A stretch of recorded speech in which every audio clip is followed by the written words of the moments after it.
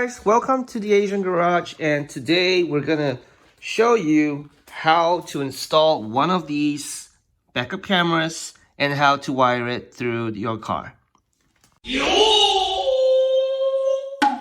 With all the wiring that you will need. It comes with the AV cable from the back to the front. This one goes all the way to the front of your car, where you plug it into your head unit or whatever you have in front there. It comes with the power line as well.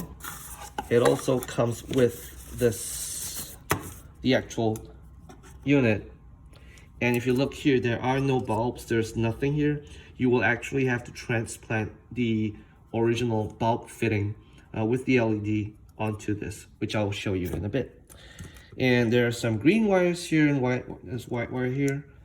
So all of these, this goes into the AV. This comes from the power line there.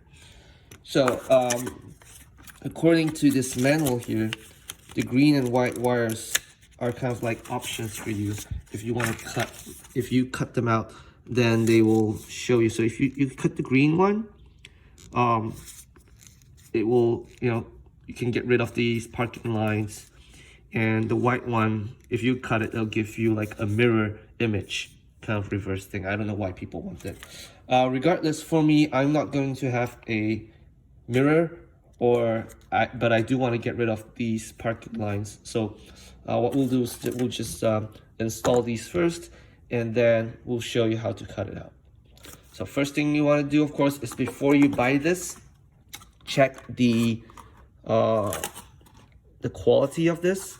So I think this is for an AHD, and just make sure that your screen in the car can support the AHD as well. If it only supports up to say 720p or something like that, then you want to get a camera up to 720p or it won't even show. Okay.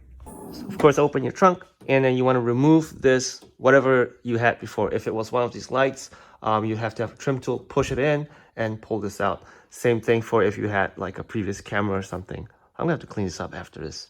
But anyway, so this is taken after I installed it. I forgot to record this part. So of course you want to remove this trim. You want to remove this trim where there's a screw behind here. So you start by removing this, where you have two screws here. Pull all of this out. Pull this trim here, the U-shaped one that goes across everything. That one comes out with two screws, one here, one on the other side. You also want to remove any of this headlining trim here. Remove this here as well. And you want to remove anything on the right side, and of course anything at the battery as well. So this is quite a job you have to do, as well as any other trim that you might have to pull the AV wire all the way out to the front, down below, and into your head unit. One other method you could do is to have the AV wire come down the side, through here, through the back seat, the rear seats, through the center console, and into your head unit in the center. Many methods, many ways to go about. So first thing, remove everything. Okay, so use a trim tool, push in from this corner and try to pry it out. It will come out easily. And you have your whole light assembly here. So you just want to remove this clip here. Ah, shit, I need to press this hold on with my right hand here. So just squeeze it off the sides and it comes out. And of course, all this wiring here should come out together with this whole bunch here. Okay, so now we can transplant this assembly onto the new one. I'll show you how. Okay, first thing, of course, is you want to remove the bulb. So mine are LED. Oh shit, I cut myself. Yeah. So you want to like push this aside here, and then the bulb should come out. All right. And all this here you want to remove. And usually these here should, if you're coming from OEM, they should be easily removable. You should just pull them out. I'm gonna have to pry them apart because I super glued these on here stupidly. So I'm gonna have to drill them out or grind them out and pull this out. Okay, so I'm just gonna cut this out here. There we go. This one here as well. I know this is not the best way, but it's probably the only way right now. Okay, there we go. So this comes out. It should come out because these should not be super glued on, right? And these pins come out like that. They just kind of like fit in, okay? And now there should be a hole here. If you can see here, there should be a hole there where this should fit in again. If it doesn't, then you need to dig in a little bit, need to cut it, because these are usually not perfect. Yeah, they're probably not the best. Okay, so what I think I'll do is that I'll use a solder gun. I'm going to melt a hole through this, and then hopefully once the hole is big enough or soft enough, I can fit this in like that.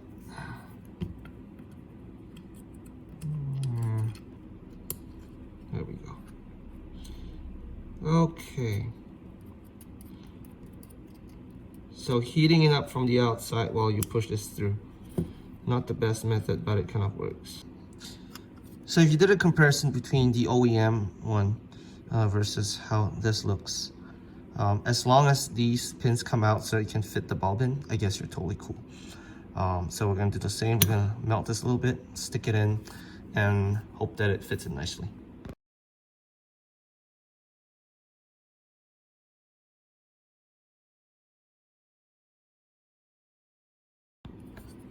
So as you can see, I kind of like melted it and managed to get it to fit in.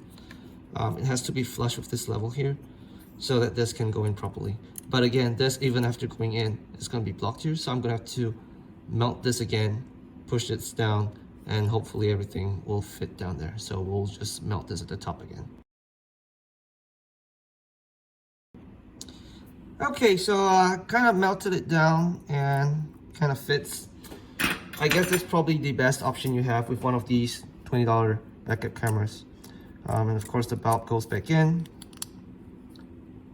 Okay. Woo. This is a perfect fit. I have to fit that in again. There we go. Okay. So yep, perfect fit back in. And then all we have to do is install this back on.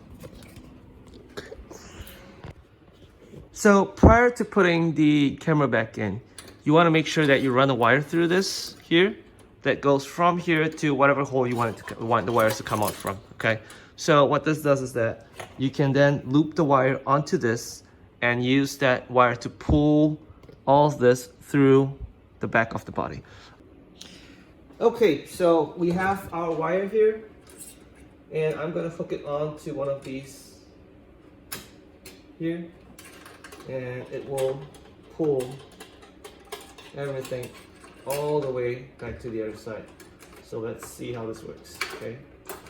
So it's gonna pull. Of course, you want to feed it as well, just to make sure it helps. And voila, got it come out the other side here. Okay? So that's it. You pull this through, it comes out here. And with this, you can connect this back to the original light connector, and we can step this back on. Okay, now we kind of fits. It's actually a little loose. I might put a gasket there or something. Okay, so then these the video connector feed goes back here, and the power goes to this. Oh, pretty good. Okay, so resolution was really good. It all worked and all, but this is really loose.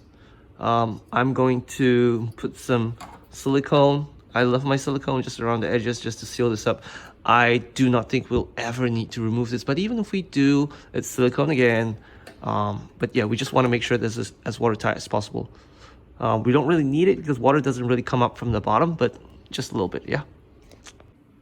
Okay, so we come to the wiring down here, and so let's do a slight recap. Camera wire comes here, and of course the power wire, as well as the AV wire, the audio video wire, is gonna come from here all the way down here. It's gonna go through the grommets. Now, if you're wondering how you squeeze those through, literally with the wire method that I showed you just now, to put the wire through and pull it out. That's probably the only way you're gonna do it. Okay. Otherwise, it's not gonna go through. You're gonna have wires dangling, and some people do have wires dangling from the trim piece here, coming down to here, and then going back in. Now that can be done. It's just gonna look ugly, and from time to time, it will catch onto this between the rubber seal here and the upper trim. So take some time just to fit it through here. It will go through. So both the power wire and the AV wire goes through here. Now from underneath here, you can pull out this trim here. This one here just comes right off. This one also comes right off a little bit. And you don't have to pull this C-pillar trim all the way out. Just enough to pull the wire through all the way down. And as you can see, it comes out here. Okay, so now that you got all the wiring coming down here, this is where it gets a little complicated. We want to start from the battery, okay? Now what I did was I had an additional, I would say like, I don't know, a ring type connector, okay? And it's connected to here. So this is the plus from the battery. It's connected to this wire here. And this wire goes all the way. If we follow this, it goes all the way up into the 4-pin relay into the red wire. Now the red wire here would be either it would be the 30, okay? It would go to the 30. So there is an inline fuse here. So you want to make sure that the plus from the battery goes to the number 30 here. Okay? So that line then now comes out via the blue. It comes here all the way. It goes up and up and up and up and up into the plus of the camera. Okay? So this is the plus of the camera, okay? I want you to ignore this red wire here for now. This goes into the plus of the camera. And from the camera, this is the minus coming out, or the ground, and it goes to the ground there. Okay, so now that we've completed the loop for the camera, at least on the camera side, on the 30 and number 87 of the fuse. For the signal wire that goes through the 8586, what we have here, and you can see it really raw here, is the reverse wire coming. Okay, so this reverse wire comes here, and originally it's connected like this. Okay, it's originally connected like this. This blue and blue, it's all connected right here together, so it's all in one harness. So I cut this apart, I split it such that I can now attach a wire to this, and it's basically spliced up like it. So it becomes, instead of a straight wire, this goes inwards and creates a T-junction. So whatever signal that's going through this wire here will also go through this up into the number 85 or 86, and it will come out through the black ground here, which would be the 85 or 86 depending what you put in, and goes to the ground here. So when the car goes into reverse, a signal from the ECU somewhere down there is being sent here up into the blue wire, into the reverse light. So yeah, that's fine. The reverse light's on as normal. But because this is a plus, there's a connection here as well. This switches on the relay, which allows power from the battery to go through the number 30 and through to the 87 and through to the camera and out again back into the ground. So that completes the loop. Okay, so I'm going to show you again on the diagram here. Okay, so first we're going to talk about what this 4-pin relay is. It's basically an isolated thing. So there's two paths, okay? One path is where you can call it a trigger line, which runs through pins 85 and 86. Now this can go both ways, okay? What it is basically a wire. It's basically a coil of wire, high resistance coil of wire, where if current passes through, it becomes an electromagnet. And when the current passes through and activates the magnet, this switch turns on, okay? So it's basically that. So how are we going to connect these wires or the pins to our camera? So basically you will have your positive terminal from the battery, which I showed you just now, and you're going to create a separate loop or a separate connection for it. It's going to come all the way down to pin number 30. Now the 4-pin relay that I use has an inbuilt fuse in it, and you probably want to have that as well. If you don't, you can have one external. You don't need a huge fuse because this is a really small camera. You don't really need a huge one, but at least it helps to keep. We need this 4-pin relay to keep the current stable. Some other methods would be having a relay rectifier, a current rectifier, so that and you can do a hot wire onto the reverse light. But I don't think that I have not tried it. I don't know if it works for the Audi TT. So regardless, goes through pin 30, and then the output from 87 goes to the plus wire, the red wire of the camera, and of course the black wire from that camera. And don't forget, they all come out through the same exit from the side of the trim. When you pull it out, it goes back and you attach it to chassis ground. Okay, so effectively, once you send a signal through, this loop closes and you get a full circuit, a complete circuit for the camera to work. All right. So what about the other, wires on the whole system, and how does it look like?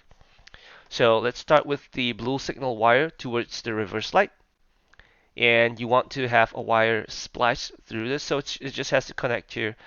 Maybe cut a small hole and then do a T connection here, and this goes to either 85 or 86, depending on, it doesn't matter. Okay, but the output of this goes to ground again, the chassis ground.